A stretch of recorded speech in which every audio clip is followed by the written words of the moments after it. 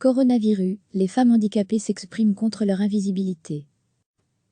La crise sanitaire du coronavirus appelle à penser aux plus vulnérables, parmi lesquels les femmes en situation de handicap, qui cumulent plusieurs systèmes de domination, en plus de ce qu'on appelle le validisme, et qui consiste à tout considérer à travers le prisme des personnes valides.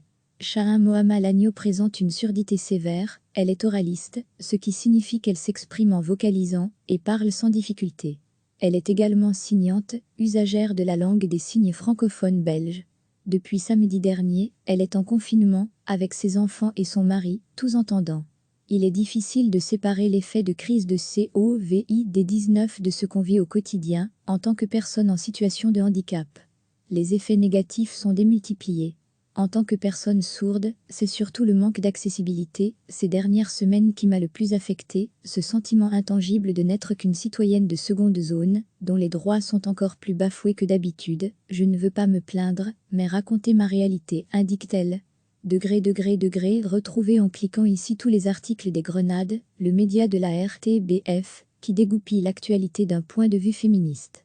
Elle fait remarquer, l'idéologie validiste est présente tout le temps, et on la voit encore dans cette crise. Le télétravail pour les personnes en situation de handicap est souvent refusé, à beaucoup de femmes d'ailleurs. Les entreprises disent que cela va contre les besoins de leurs services. On voit que c'est possible, finalement. Cette situation est bien le reflet qu'en temps normal, les valides ne souhaitent pas les quitter. Les razzias sur le gel hydroalcoolique et les masques le montrent aussi, pour certaines personnes en situation de grande dépendance, ce sont des produits à usage quotidien, ce sont des produits qui soulagent un grand nombre de personnes handicapées. Pour les personnes valides, un savon est tout aussi efficace. J'ai 2 mi-temps, et je viens d'apprendre que l'un de mes mi-temps m'a mise en chômage économique, ce qui est une mesure intelligente, car je ne fais pas partie des postes de première ligne, et j'attends des nouvelles quant au second, mais je continue à télétravailler pour le moment. Pas évident avec 2 enfants, mais on adapte ses horaires, et on fait du mieux qu'on peut ensemble, avec le stress et la fatigue que cela engendre en plus. On a décidé de respecter vraiment les mesures de confinement, et de ne pas sortir les enfants outre mesure, ils sont vifs et pleins d'énergie, et être enfermés n'est pas évident pour eux non plus. Du coup, j'ai pris quelques heures à réaménager la maison, pour qu'ils puissent courir, et se défouler à l'intérieur, précise-t-elle. Sensibiliser le centre de crise selon Shahin, il a fallu près de 3 semaines pour sensibiliser le centre de crise pour que des vidéos correctes en langue des signes soient créées.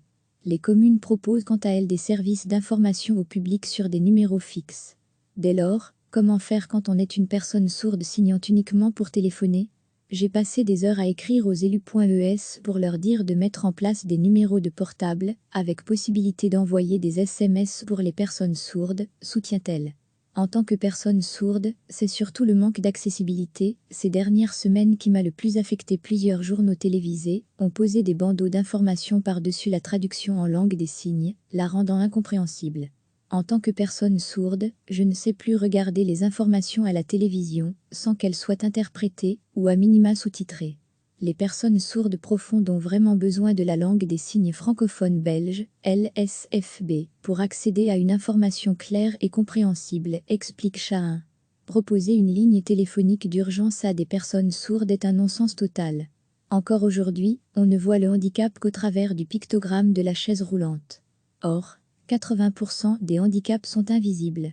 Pour les handicaps intellectuels, il faut le FALC, facile à lire et à comprendre, pour que les informations puissent être accessibles et surtout compréhensibles. Je ne le vois pas, ni dans la presse, ni sur Internet. Seules les associations pour personnes en situation de handicap intellectuel vulgarisent les infos, s'insurge-t-elle. Des personnes relaient dans mon entourage. Fabienne Kowo, 59 ans, est sourde de naissance et enseignante, dans une école pour enfants sourds.es. Elle raconte « J'en suis à mon 12e jour de confinement, j'ai commencé un gros rhume, et comme je sors d'un cancer, mon médecin généraliste m'a mise en repos complet à la maison 4 jours avant tout le monde. C'était une mesure de précaution plus qu'une mesure de confinement. Mon rhume est parti, et je me sens rétablie, mais je vis dans la crainte tous les jours que ce sale virus me tombe dessus. J'ai eu très difficile au début pour me faire à l'idée que je n'allais plus voir ni mes amis, ni mes proches pendant une période indéterminée. J'ai traversé non pas une, mais plusieurs crises d'angoisse, car je ne savais pas ce que je devais faire si je faisais face au COVID-19. J'ai passé quelques nuits blanches avant de pouvoir me rassurer et m'assurer qu'il y aurait des personnes relais dans mes connaissances pour relayer mes messages auprès de services adéquats, 112 ou même le service d'appel téléphonique mis à la disposition des citoyens. Je peux parler et me faire comprendre, mais je ne peux pas comprendre ce que l'autre dira de l'autre bout du fil. 80% des handicaps sont invisibles. Pour les handicaps intellectuels, il faut le FALC, facile à lire et à comprendre, pour que les informations puissent être accessibles et surtout compréhensibles. Femmes en situation de handicap et violence. Outre le validisme, les femmes en situation de handicap sont plus exposées à des risques de violence de leurs partenaires et à des violences sexuelles, alors que le risque de violence conjugale augmente avec le confinement. Que l'on considère les chiffres des violences commises par un partenaire, par quelqu'un d'autre, au cours de l'enfance ou pendant l'âge adulte, les pourcentages de femmes victimes sont supérieurs de 10% chez les femmes porteuses de handicap que chez les autres, écrit Amnesty Belgique. Une enquête réalisée sur Internet par l'Encéphale, en France, a mis en évidence que 88% des femmes autistes de haut niveau interrogées déclarent avoir subi une ou plusieurs violences sexuelles. Je me demande comment vont-elles pouvoir faire pour recevoir de l'aide, les femmes sourdes et aveugles, maladies de Usher, ou autres handicaps associés ou non, en couple avec une personne violente et privée de leur famille vu le confinement, s'interroge Chahin qui continue. J'ai découvert avec stupeur que seule existe l'application 112 pour les urgences et la police, mais rien pour les violences conjugales. Il y a bien un chat accessible sur le site de violences conjugales, mais uniquement 3 fois semaine, et à des horaires restreints. Sinon, il faut impérativement téléphoner, je leur ai laissé un message d'alerte à ce propos. Les femmes en situation de handicap confinées avec un conjoint violent sont en grave danger actuellement. Le chat de la ligne écoute violence conjugale, 0800 30 030, est effectivement ouvert le mardi de 15h à 17h, le mercredi de 14h à 16h, et le jeudi de 11h à 13h. Il est également possible d'écrire à l'équipe via le chat hors ligne. Nous recevons et lisons ces messages dans les 3 jours maximum, explique l'équipe. C'est insuffisant pour Chahin. J'imagine qu'ils sont limités dans leurs moyens financiers, mais attendre 3 jours, et plus pour avoir une réponse quand on est victime de violence, comment vous dire, il s'agit d'une ligne d'écoute, en cas d'urgence, il faut toujours contacter le 112. La société validiste ne peut même pas une seconde s'imaginer que ces femmes courent un danger, puisqu'on les voit de manière asexuée, et c'est une grossière erreur. Les femmes en situation de handicap confinées avec un conjoint violent sont en grave danger.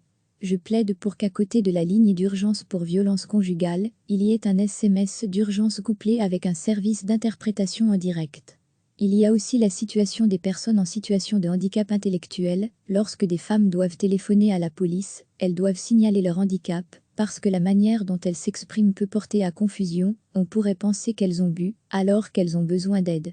Comment peuvent-elles faire pour expliquer que leur compagnon les bat sans qu'on ne pense qu'elles soient sous influence, questionne Chahin. Je suis furieux. Frédéric Herbignot a contracté la maladie de Lyme, il y a plusieurs années. Cette maladie, très handicapante, se caractérise notamment par des douleurs dans tout le corps et des problèmes dermatologiques, neurologiques, articulaires, plus rarement cardiaques ou ophtalmiques. Après des contacts avec des personnes qui revenaient de Chine, elle a très probablement attrapé le coronavirus. Elle explique « Je dois être environ à une centaine d'infections des voies supérieures respiratoires dans ma vie, et je n'avais jamais vu ça. J'ai eu soudainement les symptômes la nuit du mardi 10 mars. J'ai été réveillée par des maux de ventre. Je toussais. À la fin de cette journée, j'étais devenue totalement aphone. J'ai commencé à éternuer et à voir le nez encombré le soir. Je n'y comprenais rien. Ma médecin m'a dit de me confiner pour 14 jours et de prendre du Dafalgan. Et de l'appeler si ça empirait. Le lundi 16 mars, je me suis réveillée dans la nuit en étouffant. Je n'arrivais plus à respirer. J'ai pu joindre ma médecin le lendemain et elle m'a dit que ce n'était toujours pas assez grave pour aller aux urgences et de passer aux aérosols d'Atrovan qui n'étaient plus disponibles en pharmacie car rupture de stock. Il m'en restait d'une ancienne bronchite, j'ai pu me débrouiller car j'avais déjà tout le matériel, dont la machine à aérosols et les masques. Elle m'a dit de me confiner pour 3 semaines en tout. Faut-il être à moitié morte pour être soignée et voir un point médecin? Je suis furieuse. À ce jour, les aérosols ne font pas grand-chose et j'ai toujours des douleurs dans les poumons et une oppression thoracique. Je ne sais absolument pas si je vais m'en sortir. J'accepte ce fait. Je concentre mes forces pour survivre. Et je n'attends plus rien des soins de santé, explique Frédéric. Pour recevoir les informations des Grenades via notre newsletter, n'hésitez pas à vous inscrire ici. Le sentiment d'abandon par les services de santé pour les femmes malades et précaires n'est pas une illusion. Nous sommes livrés à nous-mêmes depuis toujours. Violentés, humiliés et psychiatrisés par le système. Nos douleurs sont tues, ridiculisées, non soignées et non investiguées. La crise actuelle ne fait qu'augmenter l'effet de loupe sur ce que nous connaissons par cœur. L'exclusion, le dénigrement et la solitude. Je dénonce cet état de fait depuis des années, et je n'arrêterai pas, poursuit-elle. Bienvenue dans notre quotidien, elle dresse également le constat du validisme. Tout est prévu pour les valides. Nous sommes les oubliés de la société, alors que nous sommes en première ligne des personnes à risque. Aucune information, ni aucune mesure n'a été prise pour nous. Encore une fois, c'est tristement habituel. Les gens qui découvrent le confinement sont extrêmement horripilants. Bienvenue dans notre quotidien. Et nous ne nous plaignons pas. Nous n'avons pas le choix. Je ne peux plus entendre la phrase « ça ne touche que les vieux et les malades chroniques ». En résumé, les valides vont aller bien donc tout va bien. Nous n'existons pas, nous ne comptons pas. Ni de notre vivant, ni de notre mort. Une faible en moins, il n'y a pas mort d'homme, ce n'est qu'une petite grippe, pas de quoi s'inquiéter. C'est insupportable, souligne-t-elle. La crise actuelle ne fait qu'augmenter l'effet de loupe sur ce que nous connaissons par cœur. L'exclusion, le dénigrement et la solitude, le cas du lupus et du sacrifice des femmes, un médicament miracle contre le coronavirus, fait le tour des médias depuis quelques jours. Le Plaquenil, la firme pharmaceutique Sanofi a annoncé sa mise à disposition gratuite pour traiter 300 000 patients. Problème. Ce médicament sert habituellement pour d'autres pathologies, dont le lupus, une maladie auto-immune handicapante qui touche plus souvent les femmes. Je suis une ancienne technicienne de labo médical et je suis la question du Covid-19 de près. Lorsque je suis allée chercher ma boîte de Plaquenil, ma pharmacienne m'a parlé d'un souci d'approvisionnement prochainement, donc je me suis interrogée vu le fait qu'on donnait du Plaquenil aux patients Covid-19. J'ai lu sur la page de l'association Lupus Belgique que c'était généralisé. Cela me choque dans la mesure où nous sommes quand même 5000, essentiellement des femmes, à voir notre santé mise en danger, indique Anna, malade lupique. J'ai même lu que les femmes devraient sacrifier leur santé, voire leur vie pour certaines lourdement atteintes, pour sauver celle des autres. De nombreuses pharmacies déplorent actuellement des difficultés d'approvisionnement, notamment en France. Je sors à l'instant de ma pharmacie, où la pharmacienne m'explique qu'elle a dû donner son stock de Plaquenil à l'hôpital et qu'il n'y a plus de possibilité de le commander, écrit une femme sur la page de l'association Lupus Belgique. Je comprends bien qu'il s'agisse d'une urgence pour ces patients en soins intensifs, mais il ne s'agit pas non plus de mettre en danger la vie de femmes souffrant d'une maladie rare. Je ne suis évidemment pas pour laisser les patients Covid mourir, mais si on peut offrir 300 000 boîtes, on peut en fournir 5 000 aux pharmacies belges. Pour rappel, le lupus érythémateux disséminé est une maladie auto-immune s'attaquant aux articulations, à la peau et aux organes, et le Plaquenil est le traitement essentiel pour la majorité d'entre nous. Sans lui, ce seront quelques milliers de femmes qui se retrouveront à leur tour à l'hôpital, le Plaquenil étant essentiel pour freiner les poussées de la maladie, précise encore Anna. Cela donne une nouvelle fois l'impression que les femmes sont invisibles. J'ai même lu que les femmes devraient sacrifier leur santé, voire leur vie pour certaines lourdement atteintes, pour sauver celle des autres. Je me pose vraiment des questions quant à cette notion de sacrifice de la femme au bénéfice de l'homme, conclut-elle. Reste la situation dans les institutions d'accueil, ou les foyers pour personnes en situation de handicap, dans lesquels le personnel doit faire face au même manque de masques que dans l'ensemble du pays. Si vous souhaitez contacter l'équipe des Grenades, vous pouvez envoyer un mail à lesgrenades@rtbf.be. Les Grenades RTBF est un projet soutenu par la Fédération Wallonie-Bruxelles, qui propose des contenus d'actualité sous un prisme genre et féministe. Le projet a pour ambition de donner plus de voix aux femmes, sous-représentées dans les médias. Recevez chaque matin l'essentiel de l'actualité. La crise sanitaire du coronavirus appelle à penser aux plus vulnérables, parmi lesquels les femmes en situation de handicap, qui cumulent plusieurs systèmes de domination, en plus de ce qu'on appelle le validisme, et qui consiste à tout considérer à travers le prisme des personnes valides. Shahin Mohamed Lagno présente une surdité sévère, elle est oraliste, ce qui signifie qu'elle s'exprime en vocalisant et parle sans difficulté. Elle est également signante, usagère de la langue des signes francophones belges. Depuis samedi dernier, elle est en confinement, avec ses enfants et son mari, tous entendants. Il est difficile de séparer l'effet de crise de Covid-19 de ce qu'on vit au quotidien, en tant que personne en situation de handicap. Les effets négatifs sont démultipliés. En tant que personne sourde, c'est surtout le manque d'accessibilité, ces dernières semaines qui m'a le plus affectée, ce sentiment intangible de n'être qu'une citoyenne de seconde zone, dont les droits sont encore plus bafoués que d'habitude. Je ne veux pas me plaindre, mais raconter ma réalité, indique-t-elle. Retrouvez en cliquant ici tous les articles des Grenades, le média de la RTBF, qui dégoupille l'actualité d'un point de vue féministe. Elle fait remarquer, l'idéologie validiste est présente tout le temps, et on la voit encore dans cette crise. Le télétravail pour les personnes en situation de handicap est souvent refusé, à beaucoup de femmes d'ailleurs. Les entreprises disent que cela va contre les besoins de leurs services. On voit que c'est possible, finalement. Cette situation est bien le reflet qu'en temps normal, les valides ne souhaitent pas les quitter. Les razzias sur le gel hydroalcoolique et les masques le montrent aussi. Pour certaines personnes en situation de grande dépendance, ce sont des produits à usage quotidien, ce sont des produits qui soulagent un grand nombre de personnes handicapées. Pour les personnes valides, un savon est tout aussi efficace. J'ai 2 mi-temps, et je viens d'apprendre que l'un de mes mi-temps m'a mise en chômage économique, ce qui est une mesure intelligente, car je ne fais pas partie des postes de première ligne, et j'attends des nouvelles quant au second, mais je continue à télétravailler pour le moment. Pas évident avec 2 enfants, mais on adapte ses horaires, et on fait du mieux qu'on peut ensemble, avec le stress et la fatigue que cela engendre en plus. On a décidé de respecter vraiment les mesures de confinement, et de ne pas sortir les enfants outre mesure, ils sont vifs et pleins d'énergie, et être enfermés n'est pas évident pour eux non plus. Du coup, j'ai pris quelques heures à réaménager la maison, pour qu'ils puissent courir, et se défouler à l'intérieur, précise-t-elle. Sensibiliser le centre de crise selon Chahin, il a fallu près de 3 semaines pour sensibiliser le centre de crise pour que des vidéos correctes en langue des signes soient créées. Les communes proposent quant à elles des services d'information au public sur des numéros fixes. Dès lors, comment faire quand on est une personne sourde signant uniquement pour téléphoner ?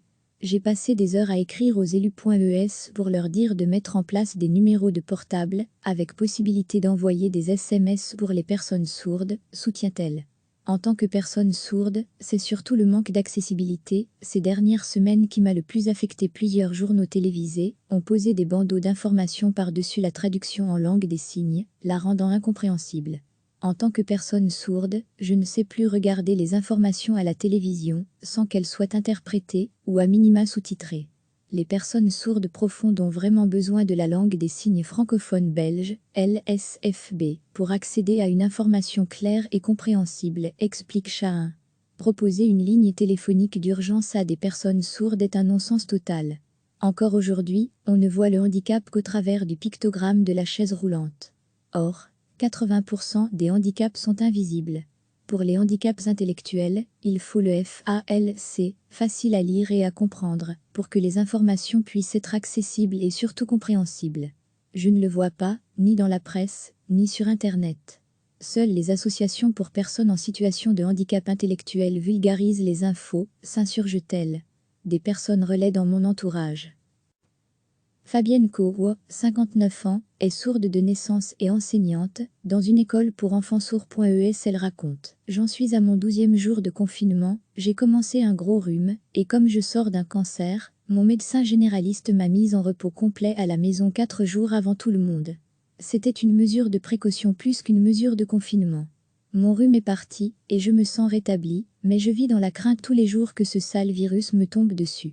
J'ai eu très difficile au début pour me faire à l'idée que je n'allais plus voir ni mes amis, ni mes proches pendant une période indéterminée. J'ai traversé non pas une, mais plusieurs crises d'angoisse, car je ne savais pas ce que je devais faire si je faisais face au Covid-19. J'ai passé quelques nuits blanches avant de pouvoir me rassurer et m'assurer qu'il y aurait des personnes relais dans mes connaissances pour relayer mes messages auprès de services adéquats, 112 ou même le service d'appel téléphonique mis à la disposition des citoyens. Je peux parler et me faire comprendre, mais je ne peux pas comprendre ce que l'autre dira de l'autre bout du fil. 80% des handicaps sont invisibles.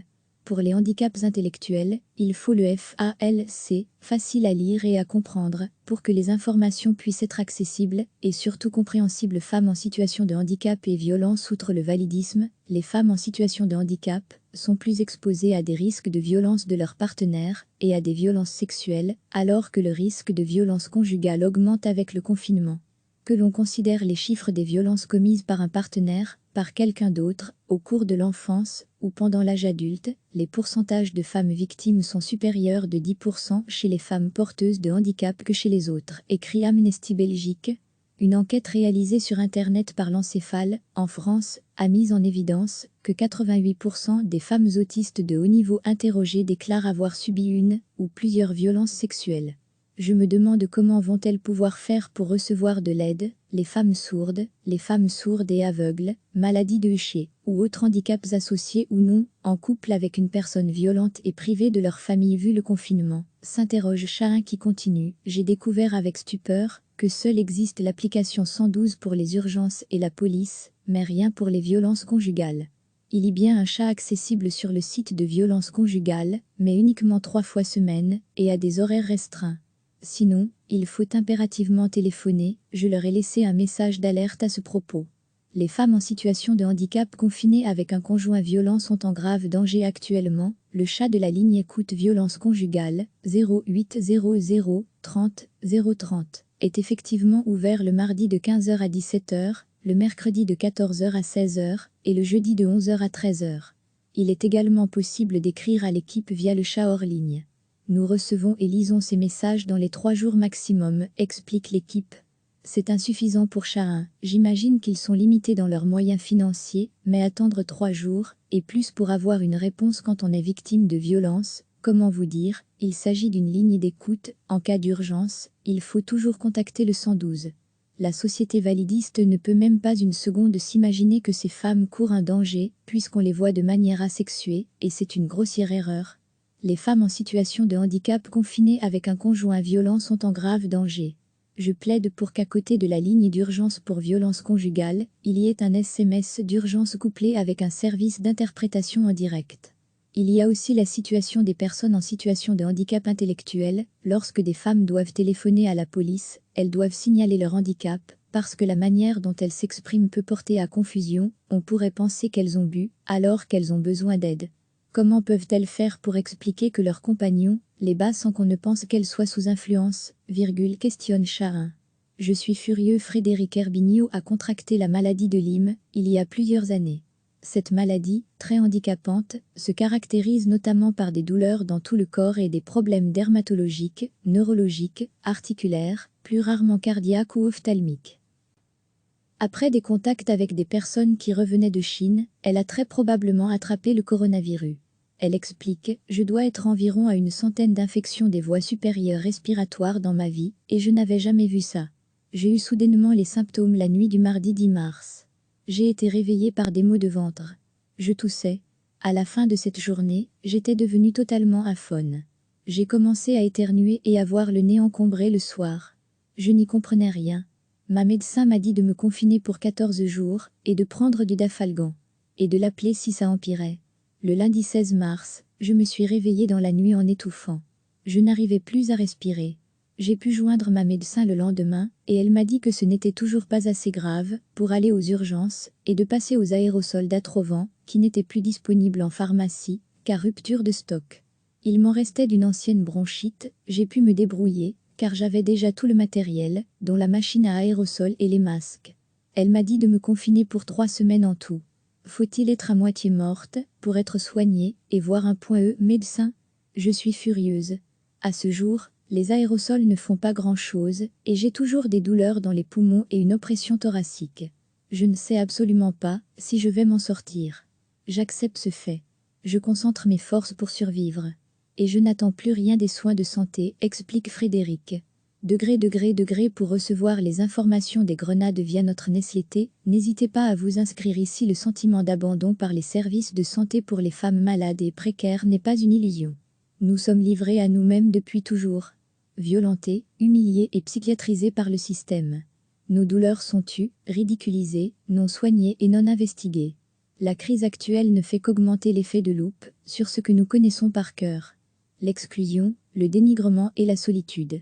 Je dénonce cet état de fait depuis des années, et je n'arrêterai pas, poursuit-elle. Bienvenue dans notre quotidien, elle dresse également le constat du validisme. Tout est prévu pour les valides. Nous sommes les oubliés de la société, alors que nous sommes en première ligne des personnes à risque. Aucune information, ni aucune mesure n'a été prise pour nous. Encore une fois, c'est tristement habituel. Les gens qui découvrent le confinement sont extrêmement horripilants. Bienvenue dans notre quotidien. Et nous ne nous plaignons pas. Nous n'avons pas le choix. Je ne peux plus entendre la phrase « ça ne touche que les vieux et les malades chroniques ». En résumé, les valides vont aller bien donc tout va bien. Nous n'existons pas, nous ne comptons pas. Ni de notre vivant, ni de notre mort. Une faible en moins, il n'y a pas mort d'homme, ce n'est qu'une petite grippe, pas de quoi s'inquiéter. C'est insupportable, soulignait-elle. La crise actuelle ne fait qu'augmenter l'effet de loupe sur ce que nous connaissons par cœur. L'exclusion, le dénigrement et la solitude, le cas du lupus et du sacrifice des femmes, un médicament miracle contre le coronavirus, fait le tour des médias depuis quelques jours. Le Plaquenil, la firme pharmaceutique Sanofi a annoncé sa mise à disposition gratuite pour traiter 300 000 patients. Problème. Ce médicament sert habituellement pour d'autres pathologies, dont le lupus, une maladie auto-immune handicapante qui touche plus souvent les femmes. Je suis une ancienne technicienne de labo médical et je suis la question du Covid-19 de près. Lorsque je suis allée chercher ma boîte de Plaquenil, ma pharmacienne m'a parlé d'un souci d'approvisionnement prochainement donc, je me suis interrogée vu le fait qu'on donnait du Plaquenil aux patients Covid-19. J'ai lu sur la page de l'association Lupus Belgique que c'était généralisé. Cela me choque dans la mesure où nous sommes quand même 5000, essentiellement des femmes, à voir notre santé mise en danger, indique Anna, malade lupique. J'ai même lu que les femmes devraient sacrifier leur santé, voire leur vie pour certaines lourdement atteintes, pour sauver celle des autres. De nombreuses pharmacies déplorent actuellement des difficultés d'approvisionnement, notamment en France. Je sors à l'instant de ma pharmacie, où la pharmacienne m'explique qu'elle a dû donner son stock de Plaquenil à l'hôpital et qu'il n'y a plus de possibilité de le commander, écrit une femme sur la page de l'association Lupus Belgique. Je comprends bien qu'il s'agisse d'une urgence pour ces patients en soins intensifs, mais il ne s'agit pas non plus de mettre en danger la vie de femmes souffrant d'une maladie rare. Je ne suis évidemment pas pour laisser les patients Covid mourir, mais si on peut offrir 300 000 boîtes, on peut en fournir 5 000 aux pharmacies belges. Pour rappel, le lupus érythémateux disséminé est une maladie auto-immune s'attaquant aux articulations, à la peau et aux organes et le Plaquenil est le traitement essentiel pour la majorité d'entre nous. Sans lui, ce seront quelques milliers de femmes qui se retrouveront à leur tour à l'hôpital, le Plaquenil étant essentiel pour freiner les poussées de la maladie, précise encore Anna. Cela donne une nouvelle fois l'impression que les femmes sont invisibles. J'ai même lu que les femmes devraient sacrifier leur santé, voire leur vie pour certaines lourdement atteintes, pour sauver celle des autres. Je me pose vraiment des questions quant à cette notion de sacrifice de la femme au bénéfice de l'homme, conclut-elle. Reste la situation dans les institutions d'accueil ou les foyers pour personnes en situation de handicap, dans lesquels le personnel doit faire face au même manque de masques que dans l'ensemble du pays. Si vous souhaitez contacter l'équipe des Grenades, vous pouvez envoyer un mail à lesgrenades@rtbf.be. Les Grenades RTBF est un projet soutenu par la Fédération Wallonie-Bruxelles qui propose des contenus d'actualité sous un prisme genre et féministe. Le projet a pour ambition de donner plus de voix aux femmes, sous-représentées dans les médias. Cliquez sur s'abonner pour recevoir les dernières nouvelles.